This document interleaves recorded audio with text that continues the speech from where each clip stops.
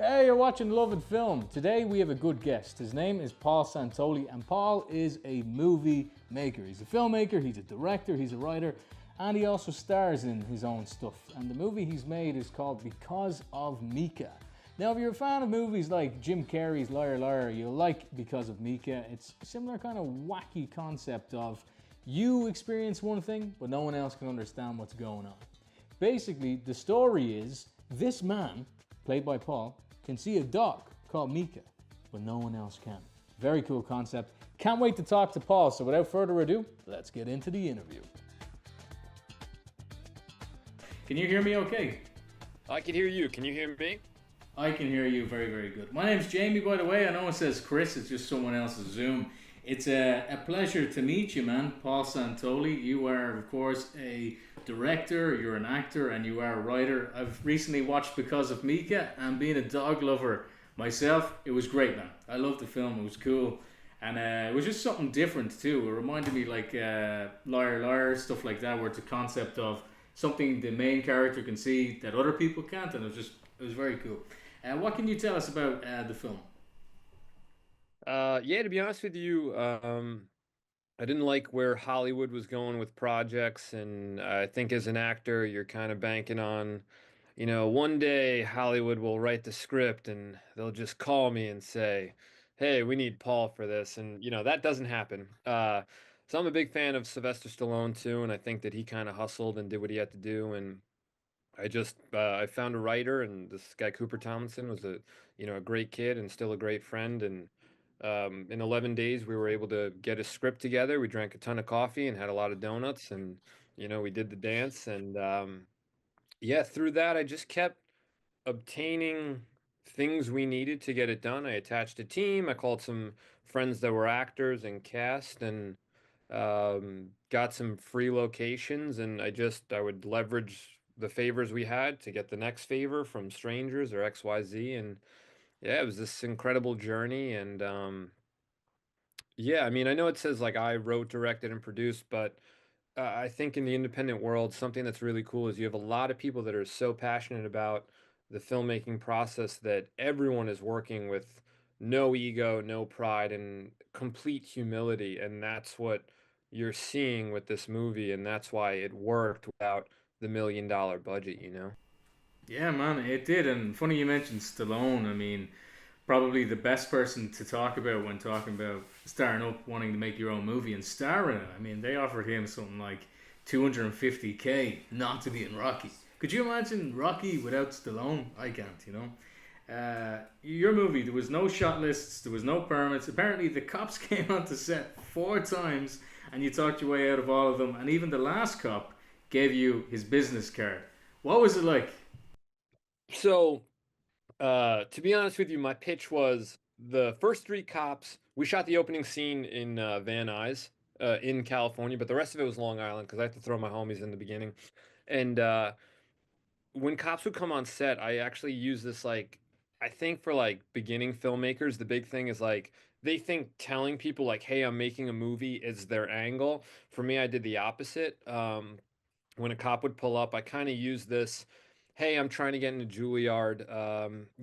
They're making me film some short film and they need the train station." Like, I kind of created this identity like, I don't want to be here either. And it's quick, and some school's making me do this. And it worked every time. And when we were in Los Angeles, I was really surprised because the opening scene is like, you know, there's an altercation. I pull out a knife. My homie's Lexus zooms off. I sprint to the right, cop car. I mean, you need a permit for that. It should be a little bit cleaner than what we did, especially in Los Angeles. But I explained that to the cop, and he's like, "You need a permit." And then I basically said, like, "Listen, man, like, I just think Hollywood's a very demonic place. I'm trying to clean it up and create some movies that, just like the 90s and early 2000s, had a little bit of a better agenda." And the guy goes, "All right, let me know if you need anything." And then I went, "Can I use your cop car?" Immediately, and he goes, "No." And I go, "Come on, man." I go, "Look at this thing I'm using down there." And, it was okay. I was grateful. But um, he said, "Anything else besides that?" And he gave me his business card. So that's the story of the opening scene. Yeah, on the third take, we had a cop pull up, and Daniel goes, "You might want to go handle that."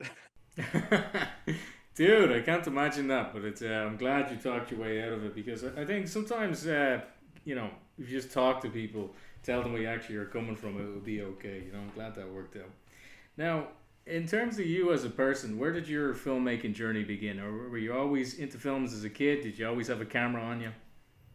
To be honest with you, I always saw what Seinfeld would do to my parents and family's attitude, and like Saturday Night Live with like Will Ferrell and Adam Sandler, Chris Farley, like the OG cast, and it just looked like such a fun time. And I think something that really brought me in was the bloopers on set with like, you ever seen Cannonball Run? No, no. What is it? Okay, that's an old school movie with like some old school movie stars, but they really just there was just this thing where it looked like they were having the funnest time on set together, and I thought, what cooler job than, I mean, doing that for like on a day-to-day basis. It's like it just looked like such a joy, and it really brought me in. And yeah, acting just looked like a ton of fun, and comedy was always fun, and I was always very witty as a kid, and I was a total wise ass. And most of the time, sometimes it got me in trouble, but most of the time it was a lot of people laughed from it. So I just, as I grew up, I played lacrosse for 10 years, and then I kind of got hurt, and I walked away from that. And I went to school for marketing, and then I graduated, and it was either door-to-door sales or go to acting school and pursue acting. And yeah, I went for it. Yeah, and continue to go for it, man. You seem to be having such a good time, even while watching the movie. You could tell yourself and everyone else in the movie. You could get the vibe that you guys wanted to be there. And sometimes when you see, indie films, you get sort of feeling people aren't wanting to be there. Their heart's not in it. But you could tell from your movie, you wanted to be there. And you had your real life dog as one of the central characters, Mika. Rest in peace. I know you. I heard from someone in the team that she's since passed, but it was the cutest dog in the world. What was it like directing an animal for a movie? It was uh it was cool, and it was interesting because she knew when she was about 5 years old, she knew what a camera was. Because when I was doing sketch comedy, my editor would come over and we'd come edit. But if we were like downstairs without any equipment, she knew she could chill with us. But if she saw like a laptop being pulled out or camera gear, she kind of like knew that she shouldn't be involved. So she understood a little bit like what a movie making process was. Like I didn't train her for this movie or anything, um, which was interesting because there was a couple of takes where like there's one scene where she has to wake me up, and she did it the same exact way 5 times in a row. Like she understood the cues, like where I'd call action, I kind of wake up, and when I said good morning to her, she knew to get up and bump into me, and she did it 3 times exactly the same. So she was just a brilliant animal. But if my sister Michelle wasn't there, she wouldn't work with me. She made that very clear. Like she just, she really loved Michelle, and we also baited her with a lot of Italian bread on set. That's why in one scene I literally have it. That was the discovery. Like that scene was like, "Oh, 5 Italian bread." You see her literally like, she's Yeah, not even, calm. that was when I was like, we found the answer. Yeah, I have two dogs, man. Like I have a lassie dog, and I was just thinking he doesn't sit still for 2 seconds. I was just so impressed on how calm Mika was. But that's the secret, Italian bread. Now, Yeah. in this film, you're in this movie, you're the main character. You wrote the film, you directed the film. Well, what was it like in terms of just as a job? As in, was it challenging to do all three, or did it help sort of keep your overall vision intact because you are had such a hand in every single part? I think that there's this stigma of like when someone's doing, when they say write, direct, produce, it sounds a lot bigger than it is, in my opinion. Because, like, when the writing phase is done, it's in the past. Producing is something that's happening simultaneously. Directing and acting is on and off. But there's something about the fact that I was directing the script. I feel like if you write the script, you're almost obligated to direct it because you're protecting what you wrote versus ideally it's either you're going to direct it or you're going to explain the whole script to someone else and they're going to direct it. So my theory was, instead of just giving that teaching lesson, you could just do it on get the credit for directing or whatever.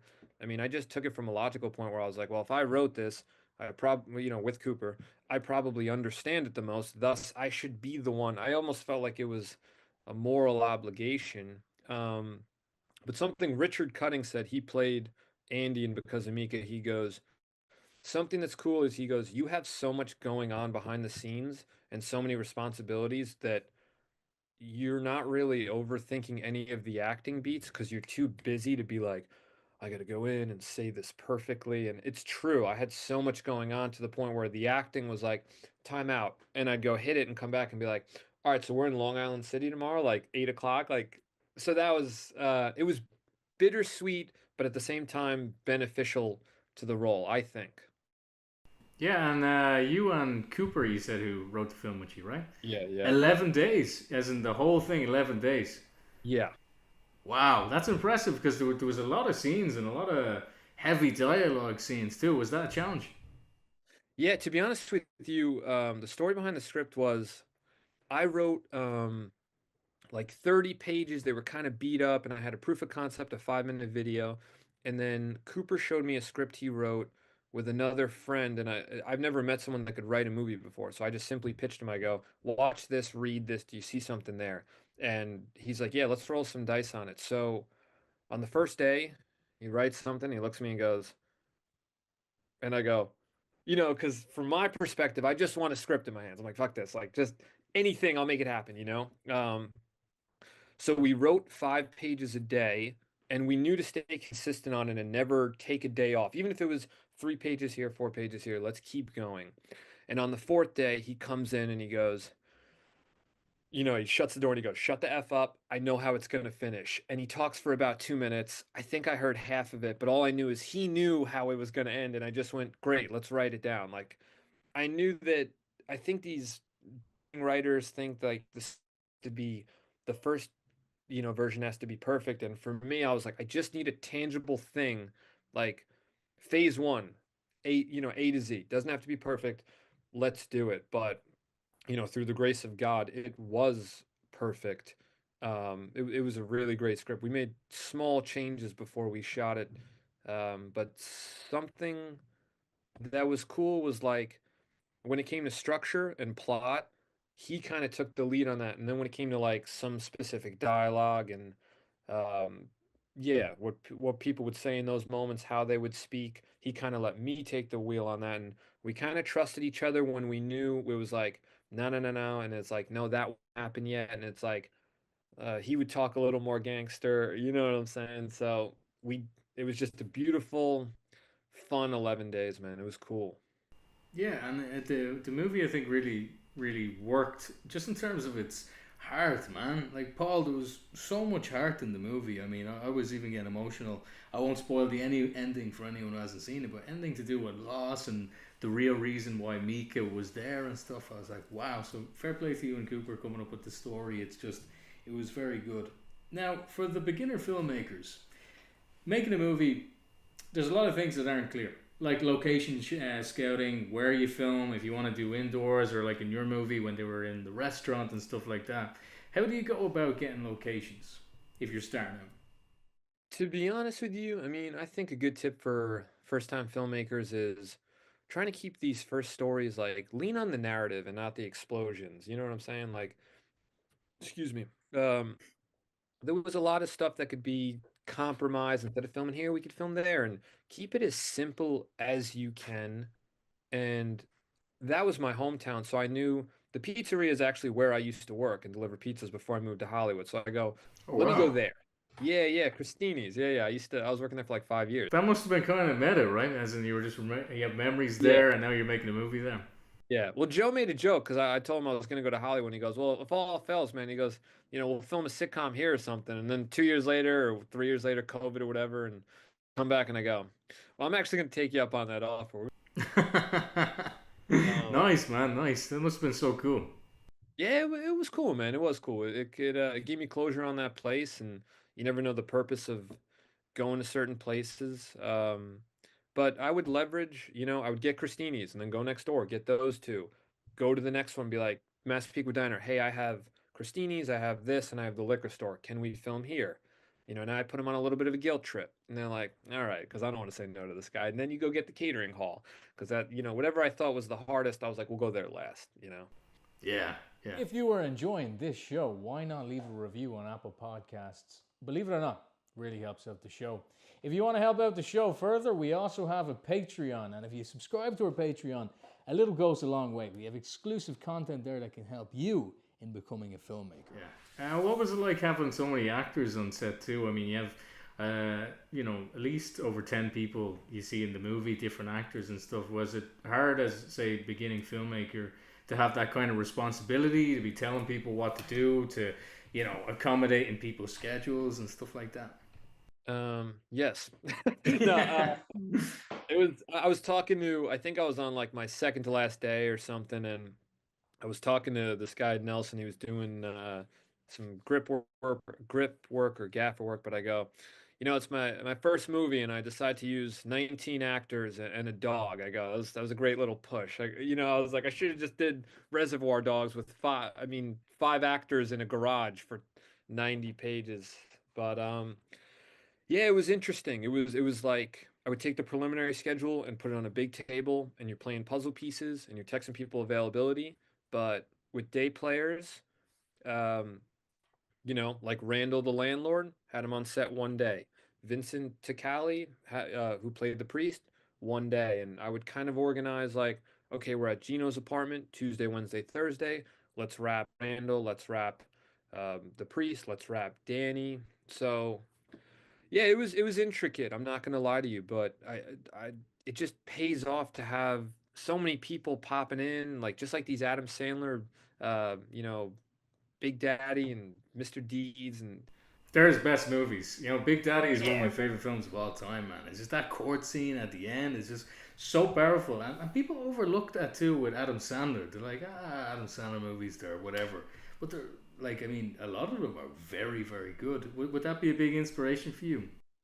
Oh yeah, totally. I mean, like Happy Gilmore, Waterboy, and something that's cool with him too is he always had he was always having his friends on set, and that looked like an awesome experience. So that's kind of what I started doing. It was me and my friends, 12 pack of beer at the end, and we do some sketches and start learning about comedy. And those are actually some of the funnest times in my life because you knew that everybody was coming over and filming just to be funny. Like when you come to Hollywood, it's like, am I getting paid, the credit, and this and that for some of these projects? And I understand that because obviously it gets a little more professional.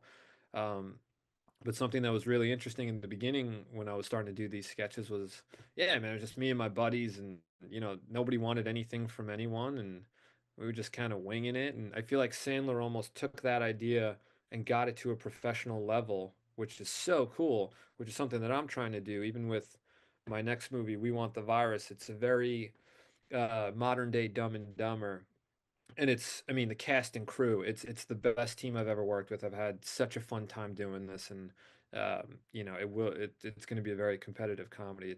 We did a terrific job on the thing. That sounds good, man. I mean, can you tease anything about the movie? Um, yeah, all I'm gonna say is it's a modern day Dumb and Dumber, and there's a lot of behind the scenes on a 516 Productions Instagram page, and we should see a trailer for this movie by the fall. Oh, cool, cool, man. I'll be there. I mean, I love your stuff. Just it's different as well. I mean, as you said earlier, Hollywood is a lot of the same stuff lately, and a lot of boring stuff, and people are just out to, either progress their career or make money. But you could tell from your stuff, you actually care about what you're doing, and it's fresh as well, while also taking inspiration from stuff which I do love. Now, in Because of Mika, there's a very strong theme of loss and grief. How do you deal with that sort of heavy subject matter? As in, did you just like dive into it, or was it a difficult thing to do? I mean, I think it is difficult, especially for like, um, Italians and men are trained to not get upset and, kind of keep everything under the rug and move on. And, that relationship, I mean, I lost my dad when I was in seventh grade. He had a heart attack, and Oh, sorry to hear, man. yeah, thank you, man. So that was interesting. Like I was a very talented athlete. I was a really good lacrosse player, and that's something that him and I had. And I felt like I was almost robbed of like my destiny because I mean I was scoring like three, four, 5 goals a game, and I mean it was our thing. I mean I couldn't Whoa. miss. Yeah. And then he kind of passed away, and I felt like I and I kind of had to like retrain myself. And I had a decent career, but like not what I thought I was supposed to based on the beginning trajectory. So I was very like mad at God. I was like, I almost felt like I got robbed.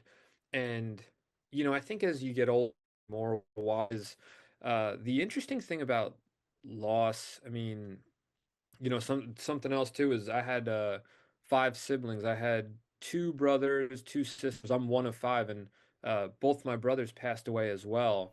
Oh wow, sorry man. Yeah, thank you. And something that, it's really interesting because you can learn so much of what to do and what not to do through other people. You can live vicariously through them or vicariously, whatever it's called. But um, I think that death almost brings life too.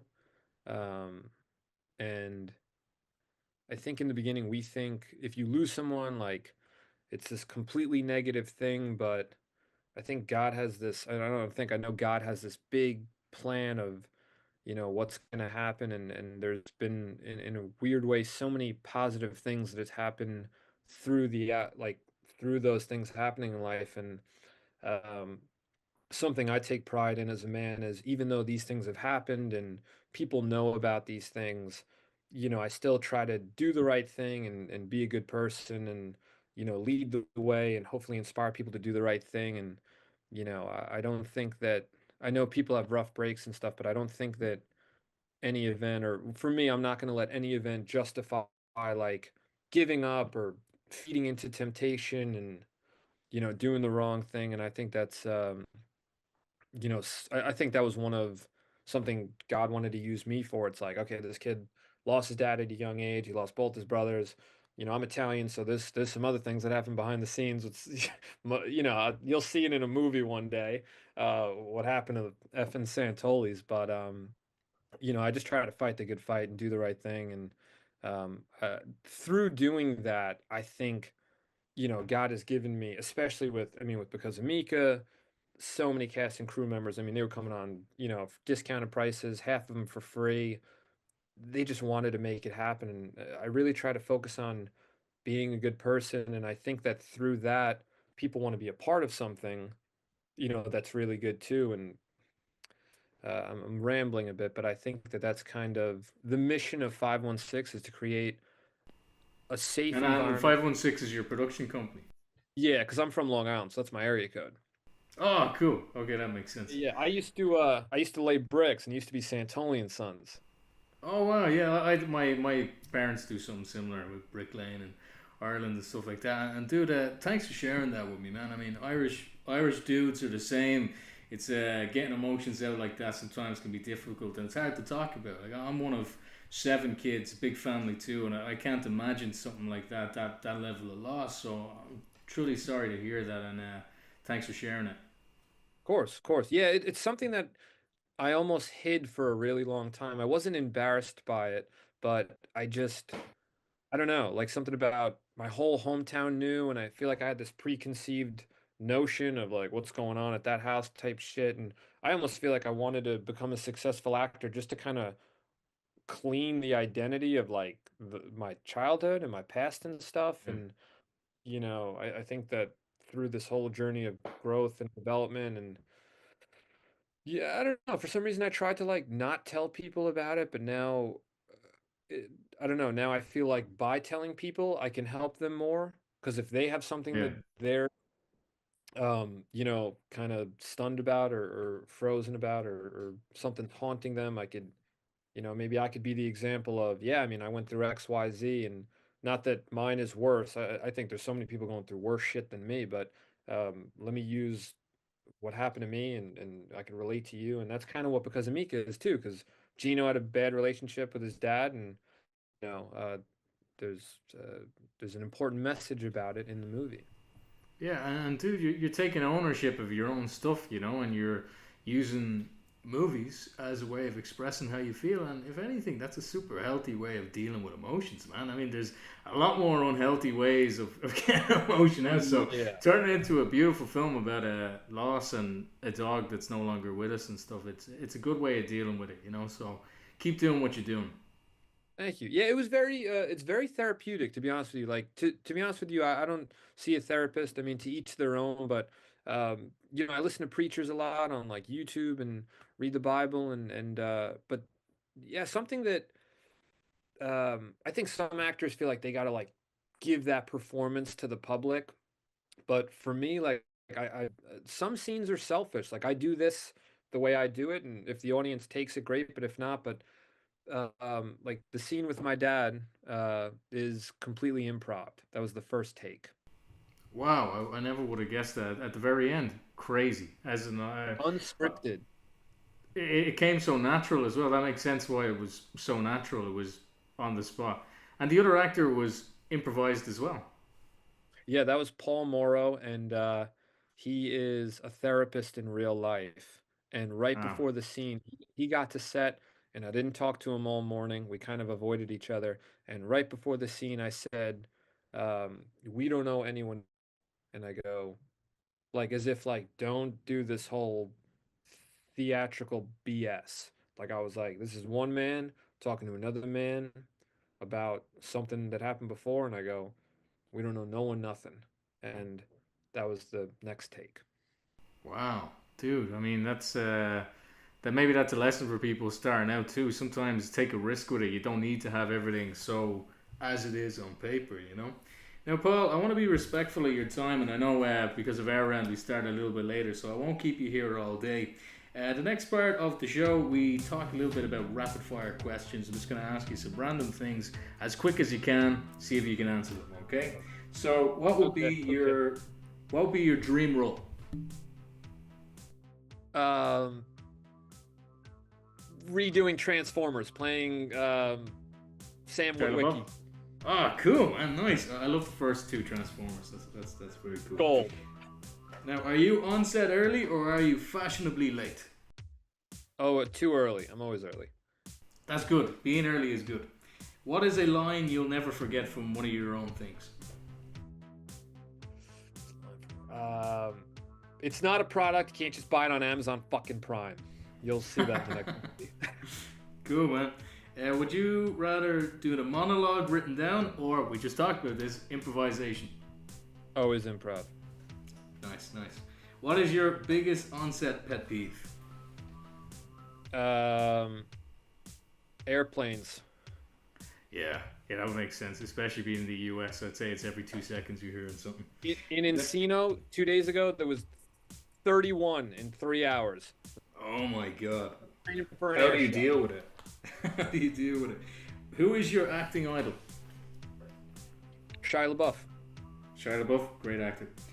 What's your pre-audition ritual? Do you do many auditions? Yeah, to be honest with you, I will read it almost from a distance. Like I'm not a line memorizer. I kind of memorize what they want to happen in it. Then I'll walk away and kind of go grab a bite to eat and prepare some stuff and 2 or 3 takes and move on. Cool. Now that concludes the rapid fire section. Thanks for your honest answers, Paul.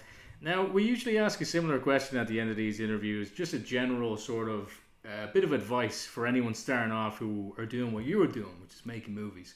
Do you have any advice for young filmmakers that want to be a director? Any young filmmakers that want to be a director? Yeah, life's short, chase your dreams, learn as you go. You don't need as much money as you think to get started, and start with the iPhone. Experiment. Take master classes online because they're cheap. Read books. Don't drink, don't smoke. Exercise. Stay healthy, and write down a list of things you need to do on a day-to-day basis. Do them. Cross it out physically. Have gratitude. Reset, and do that for 10 years. Good advice, Paul. Good advice. Now, man, it's been a pleasure talking to you today. I love your stuff. Because of Mika is such a new film. If anyone hasn't seen it, I recommend they check it out. Your next movie, We Want the Virus. We should expect a trailer this fall, correct? Yes. Okay, let's stay tuned for that. Yeah. Chris, thanks for everything, man. I really appreciate the time. And it's Jamie, actually. Sorry. Jamie, you said Chris. I fucked up. It's okay. It's my fault. The Zoom today is set up a little bit all over the place with Jamie. Yeah. Chris started the page and all. You can see his face all around. We're actually brothers in real life, hence why we look. Oh, really? Yeah. So. Well, Jamie, again, I'm sorry I just did that, but seriously, it was cool talking to you, man. I really appreciate the time, effort, and energy, and seriously, thanks for watching the project and enjoying it, and first of many, God willingly, man. So thank you again. It will be, man. It will be. I can tell why that you just want to keep doing this just for the sake of doing it, which is the most important reason to be making anything. So, fair play to you, man. I love your stuff, and thanks again for coming on. And apologies for the delay before the interview too. I know things can be tight when you're making a movie as well with time. So. It's all good, man. We were filming some pickups for We Want the Virus yesterday. I fly to New York to edit tomorrow, and it's all good. Exciting life. Yeah, it's been cool, man. It's been fun. God bless. Badass, man. Nice to meet you, dude. Yeah, man. Till next time. Well, that was a good interview. Paul was an absolute gent. Thanks, Chris. Today, Chris is holding the road mic because we're having technical difficulties here on the show. Not really, maybe a little bit. Paul was a great guest. Paul is making movies. He's making movies with heart, okay? That's what he was talking about. It's about a dog. It's about loss. Wow, I know you haven't seen the film, Chris. Yeah, no, I intend on watching it tonight. It's a dog, man. I can't. And any movie that's slightly, referencing a dog, it's a dog that passed away in real life. It's like, oh. Mika. And Paul was saying to keep Mika calm on set, what he did was he had his sister there, which the dog really, really liked. So every time they were filming, they had Mika on set doing a scene, but the sister was there and then Mika was completely calm. And they were using like Italian bread to keep the dog calm. They were feeding it all the time. It was a good movie. If you haven't seen Because of Mika, do check it out. Paul Santoli he's a great filmmaker. So, Jamie, in other movie news, what have you seen recently? Well, I haven't seen much, but I tell you what we did book, Revenge of the Sith, the 20th anniversary. Now, Revenge of the Sith, Chris. Oh, one of my all-time favorites from childhood. I don't care what people say about it, and I think we're all at a point after we got the sequel trilogy that the prequels are good again. I mean, it's kind of what we need after all this sequel crap and all of the boring TV shows. 100%. It's its 20th anniversary, right? 20th anniversary, 2005. I'll tell you what, when I was 5 years old, I was too young to see the movie because Anakin was burnt alive with lava, And ever since then, I thought I'd never get to see Revenge of the Sith again in cinema.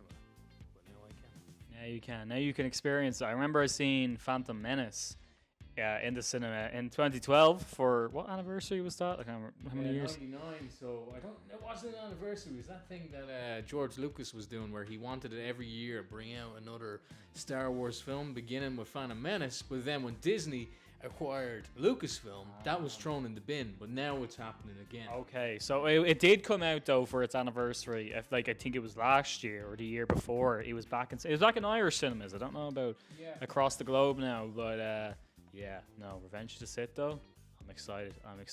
Right, so this episode is actually going to be airing a bit later. So we're going to talk about Daredevil, but there's going to be like 2 new episodes by the time this airs.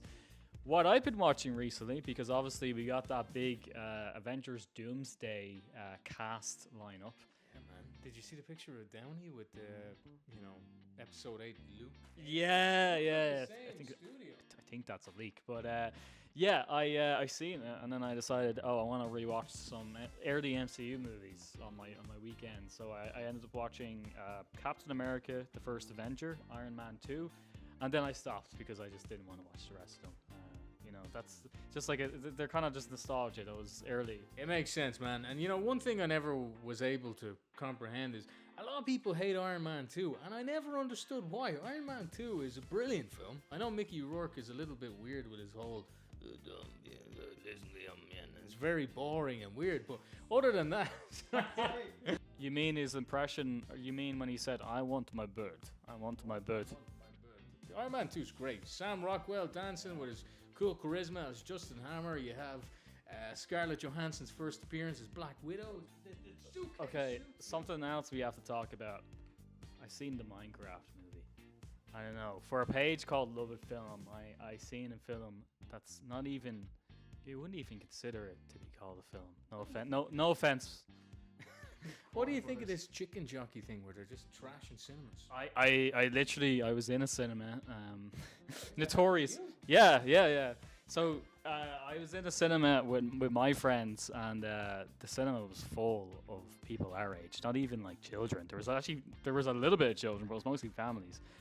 Every 5 minutes they jumped up and clapped, and when that chicken jockey scene came on, the whole cinema just erupted. Like I think it was the most intense cinema experience I've had. And I've seen Avengers Endgame in cinema. I've seen Spider-Man No Way Home. There was Oppenheimer. Even Barbie was pretty interactive. That was the craziest shit I've ever seen for a Minecraft. I know why this is, because not normal moviegoers causing all that uproar. It's gamers. They're crazy. They're crazy. crazy. They're trashing the place because they don't have any theater etiquette. It's gamers. Did you know they have special screenings now? They're called I think it's called the Chicken Jockey screening. Specifically In Dublin, Parnell Street, chicken jockey screen. So you specifically have to. You can roar at the screen. The only rule is you just actually can't bring your popcorn in. Staff get paid extra for. I doubt. I doubt they're getting paid anything really. I know. But anyway, we should probably wrap this up. I think so. Well, anyway, folks, it's been an absolute pleasure to have you with us today for the Love It Film Show, where we're talking to people as we normally do. Next week, we'll be back again with a new guest. So if you're doing nothing next Friday, feel free to come on and watch us talk about things. Anyway, see you later. See you later.